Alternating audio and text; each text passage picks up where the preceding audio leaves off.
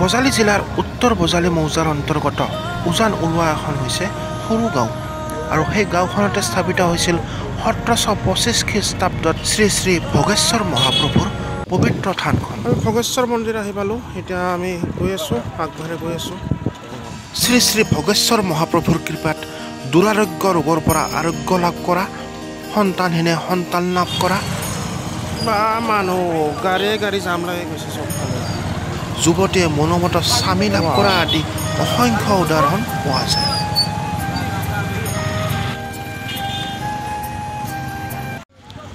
সেইখন হৈছে main gate, Shri Shri Bhogeswar মহাপ্ৰভু আৱিৰ্ভাৱৰ 300 বছৰীয়া জয়ন্তী উদযাপন সমিতি।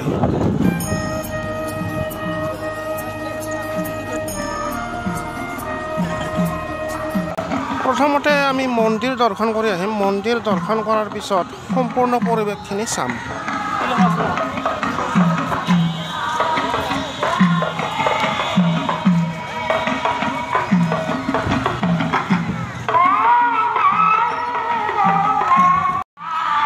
আৰু এইফালেও আছে মাৰ্কেট আছে, সেইফালেও যাম।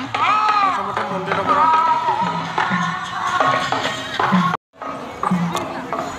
এইফালে আছে মন্দিৰলৈ যোৱা প্ৰৱেশ পথ, আমি এইটো প্ৰৱেশ কৰিম।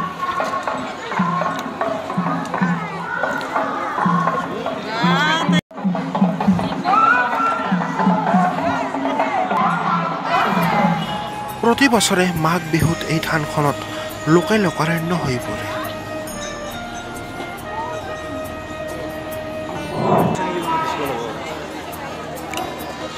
সুন্দৰ আধ্যাত্মিক পৰিৱেশ, ভক্ত ভৰ্তি হৈ গৈছে। বিভিন্ন ঠাইৰ সেৱক সেৱিকাসকলে এই মাহত মাহ, চাউল, নাৰিকল, কল, কমলা, কুঁহিয়াৰ, তামোল, চেনি, লাড়ু, গাখীৰ, বিবিধ ভোগৰ সামগ্ৰী লৈ মহাপ্ৰভুৰ শ্ৰীচৰণত সেৱা জনাবলৈ লানি নিচিঙা পথ পৰে।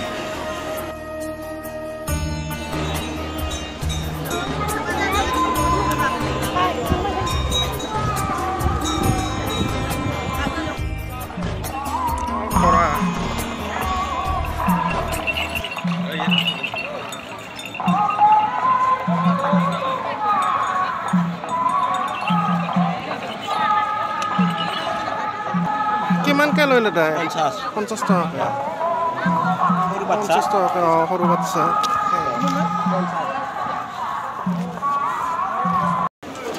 আৰু এইফালে ৰন্ধা বঢ়া কৰি আছে, এইফালে প্ৰসাদ দি আছে, সুন্দৰ পৰিৱেশ। আৰু এইফালে বাগিচা, ৱাও।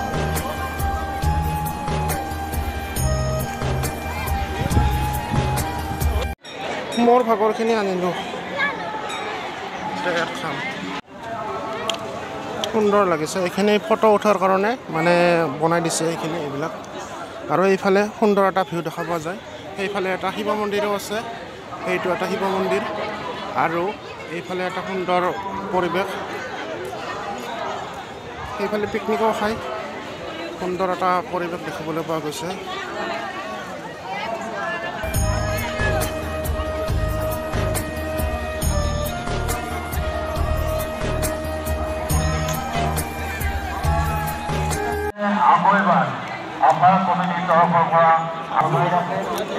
সেইফালৰ পৰা এবাৰ ঘূৰি আহক। দোকান বহিছে সৰু সুৰা, এই গামোচাৰ দোকান বহুত বহিছে। সেইফালে হোটেলৰ লাইনো আছে। এইফালৰ পৰা এবাৰ চাই আহোঁ এইফালে কি আছে। এইফালেও এটা ৰাস্তা আছে, সেইফালৰ পৰাও আহি আছে মানুহ বহুত।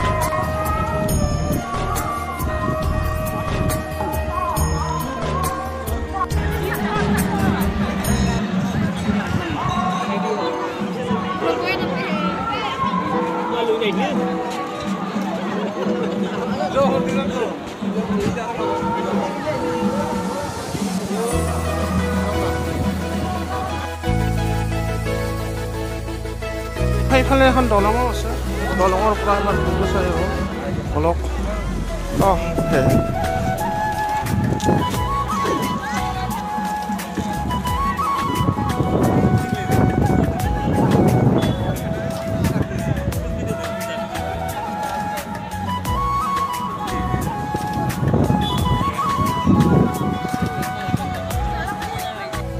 এইখন হৈছে কালদিয়া নদী সেইফালৰ পৰা বৈ আহিছে ভূটানৰ পৰা সুন্দৰ লাগিছে ভিউটো এইখন দলঙো আছে এইফালে সেইফালেও যাম সেইফালেও বহুত মানুহ আছে ৱাও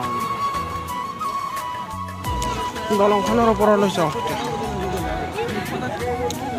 উঠি আহিলোঁ এইটো ৰাস্তাটোৰ ওপৰলৈ এইফালেও সুন্দৰ পৰিৱেশ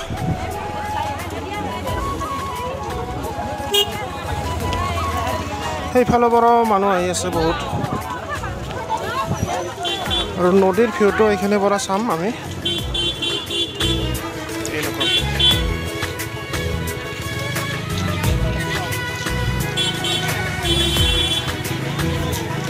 আৰু এতিয়া সেইফালৰ পৰা চাওঁ মানুহ বহুত আহি আছে হাজাৰ হাজাৰ মানুহ হৈছে এইফালৰ পৰা এইটো হৈছে ভিউ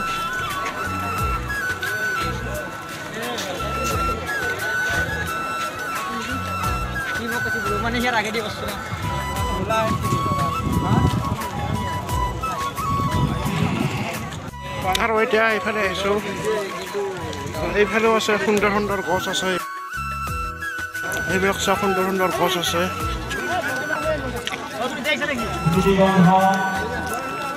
শাৰী শাৰীকৈ ৰুই থৈছে ঘৰখনকৈ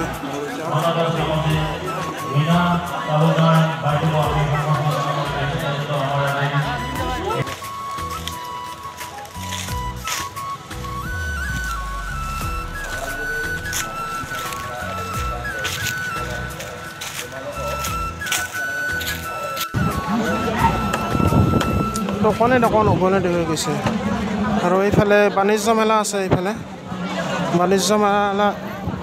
বাণিজ্য মেলা আছে বাণিজ্য মেলালৈ এবাৰ যাওঁ আহক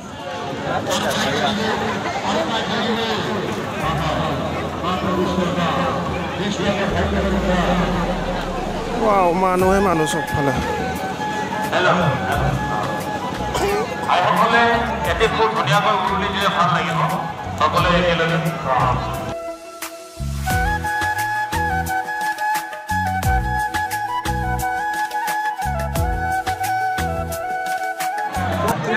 দহ টকা পকৰি ল'লোঁ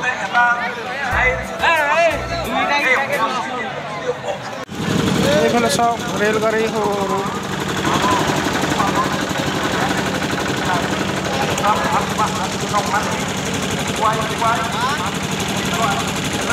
এইবিলাক সৰু ল'ৰা ছোৱালীৰ কাৰণে আনিছে ঘূৰাই আছে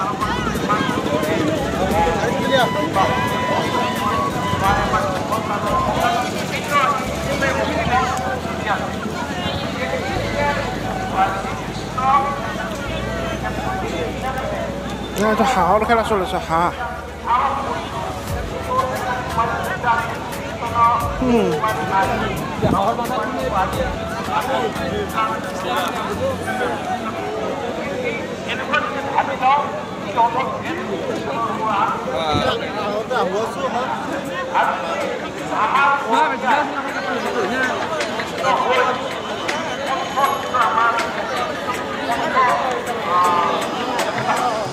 মহাবাবু প্ৰভুৰ এটি বৰ্ণিল ইতিহাসেৰে আবিৰ্ভাৱ হৈছিল আৰু এই আবিৰ্ভাৱৰ কথা জ্ঞাত হোৱাৰ দিনৰে পৰা গয়া ৰাইজে এই পুণ্যভূমিত গোসাঁই গৃহ স্থাপন কৰি ধৰ্মীয় তথা আধ্যাত্মিকতাৰ বীজ ৰোপণ কৰিছিল আৰু তেতিয়াৰে পৰা আমাৰ এই পুণ্যভূমি শ্ৰী শ্ৰী ভোগেশ্বৰ মন্দিৰ প্ৰাংগণলৈ সেৱাথলী ভোগেশ্বৰ মহোৎসৱ আয়োজন কৰা হৈছে শ্ৰী শ্ৰী ভোগেশ্বৰ মন্দিৰলৈ আজিৰ দিনলৈকে পৰম্পৰাগতভাৱে লাখ লাখ অগণিত দৰ্শনাৰ্থীৰ সমাগম দেখিবলৈ পোৱা গৈছে আৰু লগতে এই মন্দিৰলৈ বিদেশী পৰ্যটকৰো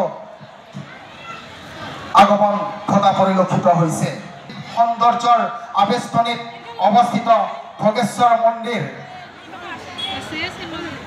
উন্নতৰ পৰা উন্নত পৰ্যায়লৈ গতি কৰাৰ অৰ্থে আমাৰ উজান উলোৱাবাসী তথা সমূহ ৰাইজৰ এটাই আশা যে এই মন্দিৰথলী পৰ্যটন ক্ষেত্ৰলৈ ৰূপান্তৰ হওক এই মন্দিৰথলী পৰ্যটন ক্ষেত্ৰলৈ ৰূপান্তৰ কৰাৰ স্বাৰ্থত বৃহৎ ডাঙৰ পেণ্ডেল বনাইছে আৰু সেইফালে চব শাৰী শাৰী গছ এইবিলাক বহুত বিঘা মাটিত আছে এনেকুৱা গছ এইফালে আৰু এইফালে এনেকুৱা বলক সেইফালে আগুৱাই যাওঁ